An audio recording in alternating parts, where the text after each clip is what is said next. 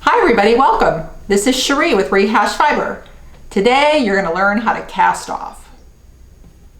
All right, so now you've spent time knitting every row so you have a nice garter stitch pattern. And now we need to cast off. So you start by knitting the first stitch again, and then knit the second stitch.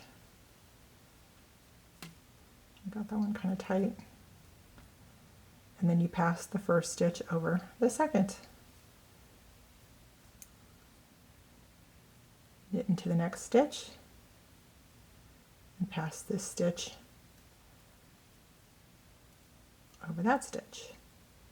You see how it's casting off. Knit again.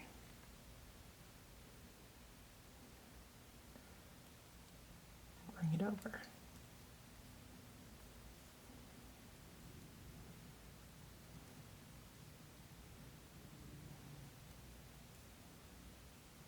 And keep going with that. All right, now as you're coming to the end of the row, you're going to continue to knit and pass the first stitch over and knit